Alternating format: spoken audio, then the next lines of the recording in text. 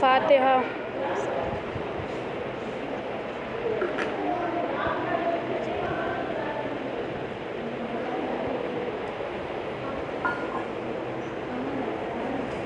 ولا حول ولا قوة إلا بالله العلي العظيم۔ اعوذ باللہ من الشیطان اللعین الرجیم۔ بسم اللہ الرحمن الرحیم۔ الحمد للہ رب العالمین، الصلاۃ والسلام علی خیر المرسلین وعلیہ الطیبین الطاہرین المعصومین المظلومین ولعنۃ اللہ علی اعدائہم اجمعین۔ سیدنا و نبینا و شفیعنا و مولانا مولا الثقلین جد الحسن والحسین ابو القاسم محمد۔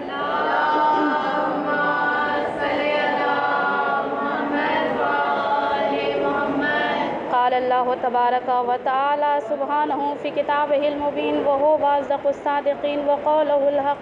بسم اللہ الرحمن الرحیم۔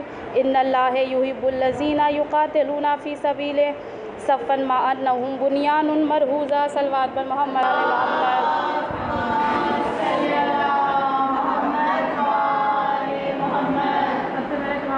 تمام حمد و ثنا اس پروردگار کے لیے جو عالمین کا رب ہے، جو معبود برحق ہے، جو ہمیشہ قائم و دائم رہنے والا ہے، اس پروردگار کے لیے کہ جس کی ذات یہ حق رکھتی ہے کہ اس کی تعریف و توصیف کی جائے۔ وہ پروردگار عالم قرآن مجید میں ارشاد فرماتا ہے کہ اللہ ان لوگوں کو دوست رکھتا ہے جو راہ خدا میں جہاد کرتے ہیں، فی سبیل اللہ، اللہ کے لیے جو جہاد کرتے ہیں اللہ انہیں دوست رکھتا ہے۔ اگر ہم دنیا پہ نگاہ ڈالیں تو ہر لمحہ ہر روز ایک نئی جنگ چالو ہے۔ کوئی حکومتوں کے لیے جنگ کر رہا ہے، کوئی ملکوں پر قبضہ پانے کے لیے جنگ کر رہا ہے، کوئی اپنا زور بازی دکھانے کے لیے جنگ کر رہا ہے، کوئی شہرت کے لیے جنگ کر رہا ہے، کوئی دولت کے لیے جنگ کر رہا ہے۔ طرح طرح کی جنگیں ہیں جو روز یہ رواں دواں ہیں، لیکن پروردگار عالم کہہ رہا ہے کہ ان لوگوں کو دوست رکھتا ہے جو خدا کی راہ میں خدا کے لیے جہاد کرتے ہیں۔ نبی کریم صلی اللہ علیہ وسلم نے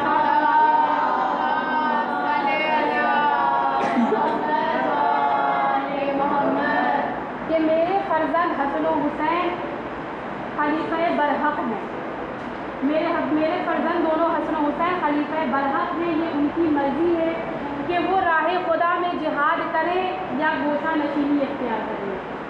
اگر وہ جہاد کرتے ہیں تو بھی وہ خدا کے نمائندے، وقت کے امام اور خلیفہ برحق ہیں، اور اگر وہ گوشہ نشینی بھی اختیار کر لیتے ہیں تو بھی وہ خلیفہ برحق ہیں۔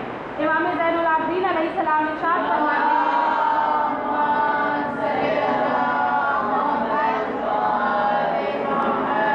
کہ اللہ نے اپنے حجت کے درمیان اور اپنے درمیان کوئی پردہ نہیں رکھا۔ حجت کے درمیان اور خدا کے درمیان جسے اللہ نے زمین پر حجت نمائندہ بنا کر بھیجا ہے، ہمارے درمیان کوئی پردہ حائل نہیں ہے۔ اللہ نے ہمیں دنیا میں ہدایت کے لیے بھیجا، اپنے نور سے خلق کیا ہے اور ہمیں علم کے محفوظ کرنے والا صندوق بنا کر کے رکھا ہے۔ ایک ایسا صندوق جس میں علم کا خزانہ محفوظ رہتا ہو۔ جب نبی کریم اس دنیا سے گزر گئے، چلے گئے، تو ان کے چچا تھے جن کا نام عباس تھا۔ وہ علی کے پاس آتے ہیں اور کہتے ہیں کہ یا علی، رسول نے جو چیزیں اسرار رسالت جو چھوڑا ہے وہ آپ مجھے دے دیجیے۔ تو کیا تھی؟ کوئی بلڈنگ، مکان، دولت، جائیداد نہیں چھوڑی تھی، امامہ تھا، نالین تھی اور عبا۔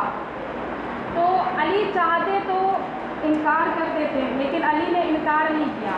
علی نے کہا بے شک چچا آپ تشریف رکھیں، میں اپنے ہاتھوں سے آپ کو پہناتی ہوں۔ تو وہ بھی خوش ہو گئے کہ اتنی آسانی سے تیار ہو گیا۔ تو علی نے کہا ٹھیک ہے چچا بیٹھے، مسند پہ بٹھایا چچا کو، بٹھانے کے بعد سر پہ امامہ رکھا، عبا ڈالی نبی کی، نالین پہنائی اور کہا کہ چچا ذرا سا کھڑے ہو جائیے۔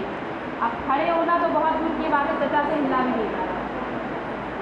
کہا کہ اگر وزن زیادہ ہو कम कर देता हूँ। आप अबा उतार दें या मामा उतार दें, शायद थोड़ा सा वज़न कम हो जाए। फिर कहा अब खड़े होकर दिखाइए।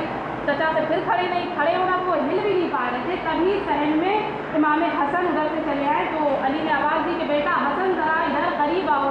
चचा को उठाया, उठाने के बाद इमाम हसन को उसी मसनद पे बिठाया और बिठाने के बाद अमामा पहनाया, अबा दोष पे डाली, नालैन पहनाई और कहा कि हसन ज़रा खड़े हो जाओ। इमाम हसन खड़े और कहा ज़रा चल के दिखाओ। चहलकदमी की इमाम हसन ने। अब जो चचा थे वो कहते ये क्या बात हो गई, अजीब मौजज़ा है कि रसूल की कद्दो कामत क्या थी। रसूल का मौजज़ा क्या थी, कितना भी तवील कामत का इंसान हो नबी के आगे छोटा लगता था, उनसे बड़ा, उनसे लंबाई में, उनसे बुलंदी में नहीं पहुंच सकता था। अब नबी की नालैन है, नबी का अबा है, नबी का अमामा है और इमाम हसन इमाम हुसैन का उस वक्त सिन बताया जाता है 5-6 साल या मैक्सिमम 10 साल रहा हुआ। एक बड़े आदमी का जो लिबास और एक 10 साल के बच्चे का लिबास, वो कहते ये लिबास जब मैं पहनता हूँ तो मुझे तो आती नहीं बराबर, इस छोटे से बच्चे को देखिए ऐसे लग रही जैसे इन्हीं के लिए बनाई गई है। तो कहा कि इमाम हसन से चहलकदमी कराई, कहा देखो चचा अगर यकीन नहीं तो एक बार आप और फिर पहन लीजिए। फिर चचा को पहनाया और फिर कहा कि ज़रा आप चल के दिखाइए। अब फिर चचा से उठा नहीं जा रहा था।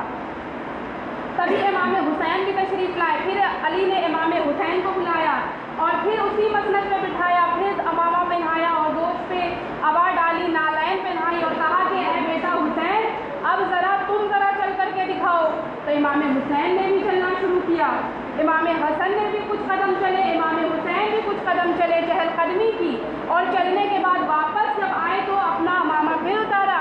फिर जो अब्बास उनके जो चचा थे वो यही कहते हैं कि क्या माजरा है कि छोटे छोटे बच्चों के बराबर आ रही है, छोटे छोटे बच्चे चल कर दिखा रहे हैं, चहलकदमियाँ कर रहे हैं, लेकिन क्या बात है कि मैं उनके बराबर का हूँ, मैं उनकी उम्र का हूँ, मैं उनका चचा हूँ, लेकिन फिर भी जब मैं पहन रहा हूँ तो न मेरे बराबर आ रही है, न मुझसे इसका वजन उठाया जा रहा है, न मुझसे चला जा रहा है। ऐसा लग रहा है जैसे कोई बहुत संगीन चीज़ मेरे ऊपर रख दी गई हो। तो इमाम अली मुस्कुरा कर फरमाते हैं कि चचा मैं यही तो आपसे बताना चाह रहा था कि ये बारे नबूवत है, इमामत के सिवा कोई और नहीं उठा सकता। सल्लल्लाहु अलैहि वसल्लम।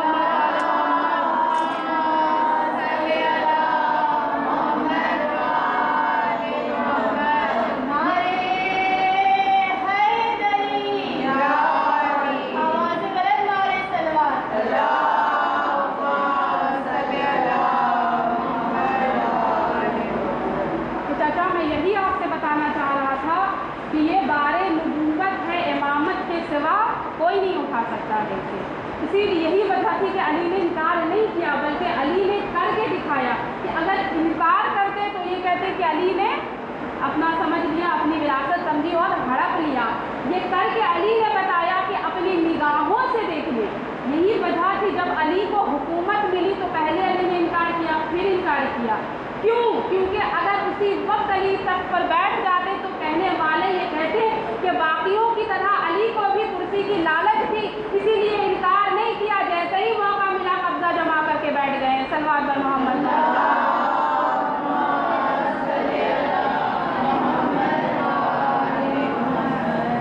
हुसैन इब्ने अली खुदा के हाथों का वो शाहकार है जिस पर खुदा को नाज है, फ़ख्रे अंबिया है हुसैन। जब इमाम हुसैन ने क़याम किया और जब खुदा के लिए तलवार उठाई, जिहाद किया, तो इमाम मोहम्मद बाक़िर अलैहिस्सलाम इरशाद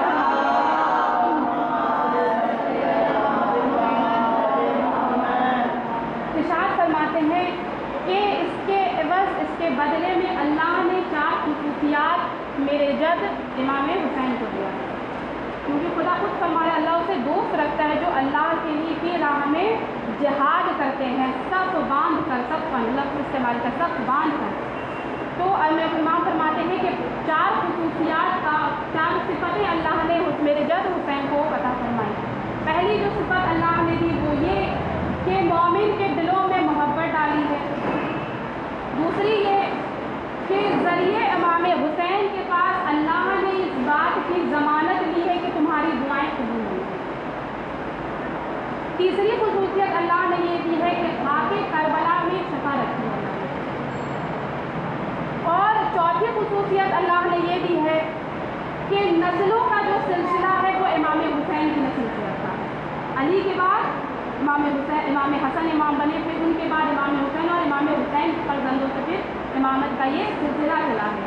तो फरमाते हैं कि नबूवत का जो सिलसिला आगे तक अल्लाह ने रखा वो इमाम हुसैन के सिलसिला नस्ल से रखा है। तो इमाम हुसैन के जो खाके करबला में जो शिफा रखी है, तो उसकी इमाम फरमाते हैं कि अपने घरों में खाके शिफा ज़रूर रखा करो।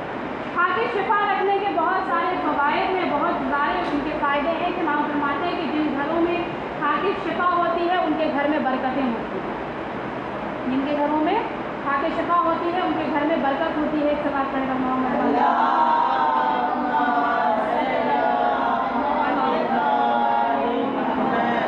और खाके शिफा के हवाले से कि ये किस तरह शिफायाब करता है, किस तरह मर्ज को दूर कर देता है, अक़ीदे की बात है। अपना अपना अक़ीदा है। जहाँ अक़ीदा महकम होता है वहाँ मामूली सी का भी अमल जो है वो खुदा की बारगाह में कबूल हो जाता है। एक शख्स था जो नाबीना था, उसकी आँखें नहीं थी, पैदाइशी उसकी आँखें नहीं थी, और उसका एक दोस्त था। तो उसके जो दोस्त ने वो इरादा किया कि वो करबला ज़ियारत के लिए जाएगा। तो उसका जो नाबीना दोस्त था वो कहता है कि मैं जा तो नहीं सकता, लेकिन मैंने सुना है कि वहाँ की खाक में अल्लाह ने शिफा रखी है, तो तुम मेरा एक काम ये कर देना कि जब तुम वहाँ से लौटो तो मेरे लिए थोड़ी सी खाके शिफा लेते आना। तो उसने कहा कि ठीक है लेता आऊँगा। जब वो वापस आया, अपने दोस्त से मुलाकात की, उसे आए हुए कई दिन हो गया, वो बहुत मुंतज़िर था कि कब मेरा दोस्त मुझे वो खाके शिफा ला करके देगा और मैं उसे अपनी आँखों पर लगाऊँगा और मेरी आँखों की रोशनी आ जाएगी। तो उसके दोस्त ने कई दिन हो गया इंतज़ार किया, जब उसे नहीं मिला तो वो अपने दोस्त के घर गया। जब घर गया तो उसने कहा कि तुम मेरा सामान लाए हो? तो उसने वो भूल गया था खाके शिफा लाना। अब वो कहता है कि अब मैं अपने दोस्त को क्या जवाब दूँ कि मैं तुम्हारे लिए नहीं लाया। उसने क्या किया कि उसने सोचा कि तो नाबीना है, तो उसने ज़मीन से एक मिट्टी का ढेला उठाया और उसने उठाकर उसे दे दिया और कहा कि देखो ये खाके शिफा है। ये बात अक़ीदे की, वो नाबीना था लेकिन वो तो देख सकता था। उसकी मारिफत अलग है और इसकी मारिफत अलग है, उसका अक़ीदा अलग है और इसका अक़ीदा अलग है। उसने ज़मीन से एक मामूली सा मिट्टी का ढेला उठाकर उस शख्स को दे दिया और उसने वो उसे ले करके घर चला गया। जब घर चला गया तो उसने उस मिट्टी को अपने आँखों पर लगा लिया और लगा करके वो सो गया। जब सो गया तो सुबह हुई तो वो दोबारा उसके अपने उस दोस्त के घर गया। जब उसके दोस्त के घर गया तो उसने उसे गले लगाया और बहुत उसके हाथों को बोसा दिया, उसे चूमा और बहुत उसका शुक्रगुजार, बहुत शुक्रिया उसे कहा कि तुम्हें अचानक क्या हो गया, इतना प्यार क्यों जता रहे हो, इतनी शुक्र किस बात का शुक्रिया अदा कर रहे हो? तो कहा कि अगर तुम खाके शिफा ला कर मुझे नहीं देते तो मैं शायद कभी भी इस दुनिया को देख नहीं पाता, क्योंकि मुझे अल्लाह ने आँखें तो दी नहीं थी। तुमने जो मुझे खाके शिफा ला करके दी थी उसकी वजह से मेरी आँखों में रोशनी आ गई। तो उसने एक मरतबा निगाह आसमान की जानिब की और सोचता है कि मारिफत इसकी देखिए कितनी है, इसका अक़ीदा कितना महकम था कि मैंने मामूली सी खाक उठा करके इसको दे दी थी। ये खाके शिफा नहीं थी, लेकिन मामूली सी खाक भी उसने इस नियत से लगा ली थी कि ये खाके शिफा है, तो इसे हुसैन ने शिफा दे दी। सल्लल्लाहु अलैहि मोहम्मद।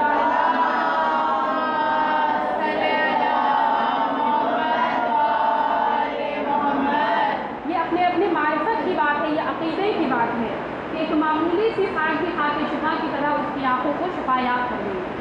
और मारिफत के जो दर्जे होते हैं वो बहुत ही अलग होते हैं।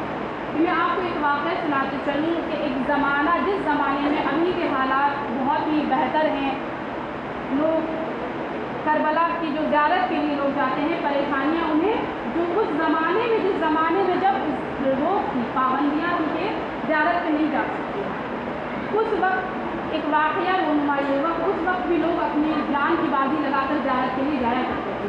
तो एक गिरोह था, उस वक्त पानी के ज़रिए से लोग नाव में सफ़र करके जाया करते थे। तो एक गिरोह था जो पूरा कबीला नाव पे सवार था, वो जब करबला की ज़ियारत के लिए निकले तो उस वक्त का जो हाकिम था, जाबिर बादशाह था, उसने ये ऐलान करवाया कि किसी भी शख्स को करबला नहीं जाने देना, चाहे वो कोई भी हो। हमने बहुत सारे ऐसे वाक़यात सुने होंगे, जैसे ज़ईफ़ा के बारे में भी कि जिसके दोनों शाने कलम कर दिए गए थे। कई ऐसे वाक़यात भी हैं, बहुत सारे वाक़यात आप सुन लेंगे।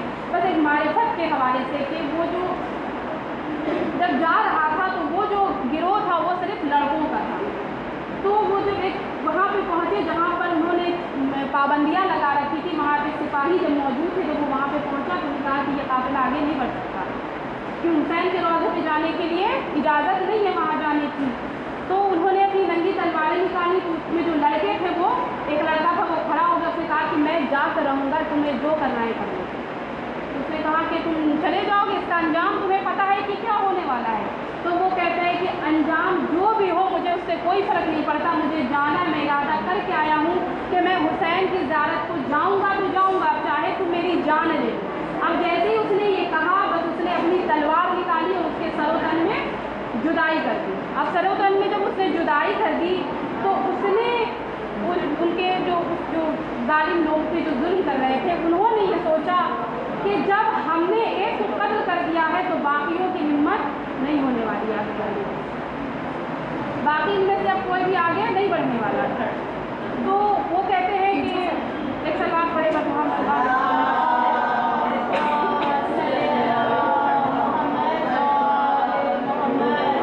उनमें जो शख्स था, जैसे उसके सरोतन में जुदाई हो गई तो उनमें से फिर एक लड़का खड़ा हुआ कि अब तुम्हें जो करना है, अगर तुम सबको कत्ल कर दोगे मैं तब भी हम जाएंगे करबला, हम न जा सके हमारी लाशें करबला जाएंगी, लेकिन करबला ज़रूर जाएंगे। तो उसने फिर तलवार उठाया, उस लड़के का भी सर कलम कर दिया। अब दोनों का जब सर कलम कर दिया, दोनों जब मर गए, उनकी लाशों को वहीं पर फेंक दिया गया ताकि वो जो दरिंदे हैं उन्हें खा जाए। तो वहाँ पर एक मोमिन शख्स रहता था, जो उसने तक़य्या कर रखा था अपना ईमान, अपने हुसैन से जो अक़ीदत, जो मोहब्बत इसे छुपा रखा था उसने। तो वो सोया था रात में, उसने ख्वाब में देखा कि मौला हुसैन आए हैं और कह रहे हैं, उसे बेदार करके कहा कि देखो इसकी जो लाशें हैं, उसने ख्वाब में देखा कि फरिश्ते हैं और फरिश्ते उन दोनों की लाशों को उठाया। उसमें जो पहला शहीद था उसकी लाश के लिए मौला ने कहा कि इसकी लाश को करबला के हुदूद में दफन करना, यानी करबला की जो सरजमीन है उसे कहीं भी दफन कर दो। लेकिन जो दूसरा जवान था उसके लिए मौला कहते हैं कि इसकी जो कब्र बनाना वो मेरे कब्र से बहुत करीब बनाना, यानी जो जहाँ से कब्र का जो सिलसिला शुरू है, जो हुदूद बहुत नज़दीक आ जाती है, वहाँ उसकी दफन करना, उस लड़के को दफन करना। अब सवाल किया कि मौला दोनों तो आपकी राह में शहीद हुए, दोनों का मकसद एक ही था, दोनों एक ही तरह से शहीद हुए हैं, दोनों आपकी तरफ के लिए शहीद हुए, फिर दोनों में फ़र्क क्यों है? तो मौला कहते हैं कि दोनों के मारिफत में फ़र्क, दोनों के दर्जात में फ़र्क है। तुमने समझा नहीं। कहा क्यों मौला? तो मौला फरमाते हैं कि देखो, जो पहला शहीद था उसके अंदर ईमान, जोश, बलबला था, वो जानता नहीं था, बस वो उठा और कहने लगा कि तुम्हें जान लेना है तो ले लो, हम करबला ज़रूर जाएंगे। वो जानता नहीं था कि सच में मारा जाएगा, वो इस बात को जानता नहीं था कि सच में मारा जाएगा। उसने बस कहा और उसकी जान चली गई।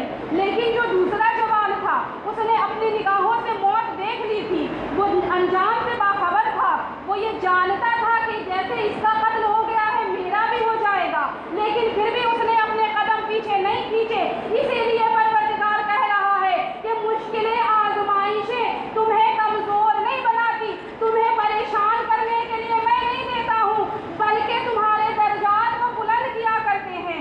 जिस तरह सोने को आग में जितना तपाया जाए उसकी शाइनिंग, उसकी लाइटिंग ज़्यादा बढ़ती चली जाती है, उसी तरह मोमिनीन की ज़िंदगियाँ में जब परवरदिगार आलम परेशानियाँ को डालता है तो मोमिन परेशानियों को पार कर करके, परेशानियों से उभर कर वो ईमान के अजीम दर्जे पर फायज हो जाया करता है। सल्लल्लाहु अलैहि मोहम्मद वाले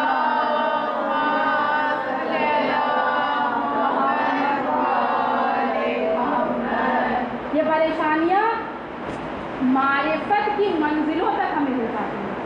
अगर हम अहकाम इलाहिया की पाबंदी जो करते हैं, ये पाबंदी करना, इसका इकरार करना, ये मुसलमान होने की दलील है। और आज़माइशों से ख़ुद को गुजारना, ये मोमिन होने की पहचान है। ये मोमिनीन के लिए कहा गया है। आपने हमेशा एक रिवायत सुनी होगी कि जब अली के घर में फाका था तो जनाब फिज़ा वो सोना बनाने का हुनर जानती थी, जिसे रोल गोल्ड अभी कह सकते हैं। वो सोना बनाने का हुनर जानती थी। वो सोना बना कर लाई और अली से कहा कि या अली, ये सोना है, इसे आप बाज़ार में फ़रोख्त करके कुछ खाने का सामान ले आएँ। तो अली ने क्या कहा कि फिज़ा अगर इसे थोड़ा और तपिश देती, इसे थोड़ा और पका देती तो ये जाता है, इसे थोड़ा और पका देती है। تو علی فرماتے ہیں کہ جو آزمائشیں ہیں یہ مومن کے درجات کو بلند کرتے ہیں، یہ پریشانیوں سے مومنین کو گزارنے کے بعد معرفت کی منزل تک پہنچا دیتے ہیں۔ صلوات پڑھیں بر محمد۔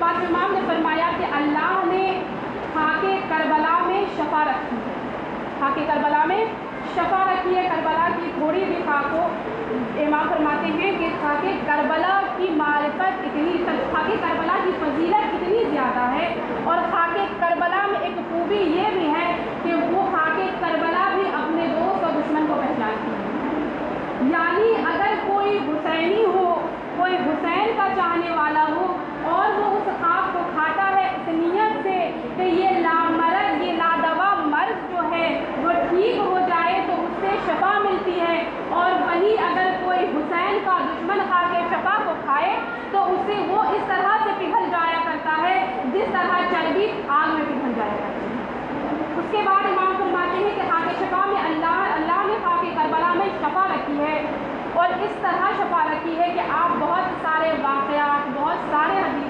سنتی رہتی ہوں گی، واقعات پیش آتے رہتے کہ خاک کربلا میں کس طرح سے شفا کی دی ہے۔ کہ میں آپ کو ایک واقعہ سناتی چلوں کہ ایک مدینے میں ایک یہودی رہتا تھا، اس کی ایک لڑکی تھی، آپ نے پہلے بھی یہ واقعہ سنا ہوگا، اس کی ایک لڑکی تھی جو بالکل اپنے جسم سے معذور تھی، اس کا ہاتھ پیر کچھ بالکل بھی کام نہیں کرتا تھا، آنکھوں سے اسے بہت کم دکھائی دیتا تھا، یہاں تک کہ وہ سن بھی نہیں سکتی تھی۔ تو وہ مدینے میں جب آیا تو اس نے اپنی بیٹی کو ایک درخت کے کنارے بٹھا دیا، اور بٹھانے کے بعد ایک باغ میں بٹھا دیا، اور بٹھانے کے بعد وہ چلا گیا کہ میں شام کو جب ادھر سے آؤں گا تو تمہیں لے کر چلوں گا۔ جب وہ شام کو ادھر سے واپس آیا تو اس نے دیکھا کہ خوبصورت لڑکی باغ میں ٹہل رہی ہے۔ اس نے اپنی بیٹی سے کہا کہ میں اس درخت کے بعد اپنی بیٹی کو بٹھا کر گیا تھا، کیا تم نے اسے دیکھا ہے؟ تو لڑکی مسکرا کر کہتی کہ بابا میں ہی آپ کی بیٹی ہوں۔ کہتا ہے کیسا مذاق ہے، ہاتھ پیر سے معذور، آنکھوں سے دکھائی نہیں دیتا، کان سے سنائی نہیں دیتا، وہ بالکل ایک جسم کا گوشت کا ایک ٹکڑا جسے وہ اور کچھ نہیں ہے، کیسے تم یہ خوبصورت لڑکی اور کہاں وہ مریضہ، تم کیسا مذاق کر رہی ہو؟ تو کہہ رہی نہیں بابا، آپ جب مجھے چھوڑ کے چلے گئے تھے نا تو یہاں پر میں تنہا تھی، میں ہی آپ کی بیٹی ہوں، مجھے شفا مل گئی ہے۔ تو وہ کہتا ہے، وہ عیسائی کہتا ہے کہ تمہیں کیسا شفا ملی مجھے بتاؤ؟ تو وہ کہتی ہے کہ بابا جب آپ مجھے یہاں چھوڑ کر چلے گئے تو میں درخت کے پاس بیٹھی تھی کہ میں نے سامنے والے پاس والے درخت سے کسی پرندے کے رونے کی آواز سنی۔ بابا جب میں اس کی آواز سن رہی تھی نا تو بہت دیر خراب اس کی آواز تھی، بہت دردناک اس کا آواز تھی، ایسا لگتا تھا جیسے کسی کے غم میں گریا کرنا پڑے۔ بابا میں اس آواز کے قریب پہنچی، جب میں اس آواز کے قریب پہنچی نا تو اس پرندے کے اشک یا کہوں کہ خون میرے جسم پر گرے، جہاں پہ گرے تھے نا بابا وہاں کا زخم ٹھیک ہو گیا تھا، اور مسلسل اس پرندے کے رونے سے، مسلسل اس کی آنکھوں سے جو اشک نکلتا تھا نا بابا وہ میرے زخموں پہ گرتا تھا اور وہ دوا کی طرح کام کرتا تھا۔ میں سمجھ گئی کہ اس کے اشکوں میں شفا ہے، اس خون میں شفا ہے، اس لیے بابا میں نے اس کے خون کو اپنے زخموں پہ لگانا شروع کیا، اور جہاں جہاں لگاتی جاتی تھی بابا مجھے شفا مل گئی، سارا زخم ٹھیک ہو گیا، سارا مرض دور ہو گیا۔ وہ یہودی کہتا ہے مجھے اس پرندے کے پاس لے چلو، میں ذرا دیکھوں کہ وہ کون پرندہ ہے۔ جیسے اس نے دیکھا نا تو شاخ پر ایک کبوتر بیٹھا تھا جو خون میں بالکل لت پت تھا اور اس کی آنکھوں سے خون جاری تھے۔ اس نے پرندے کو لیا اور لینے کے بعد کہا کہ تو کوئی معمولی پرندہ تو نہیں لگتا، ذرا مجھے بتا کہ تو کون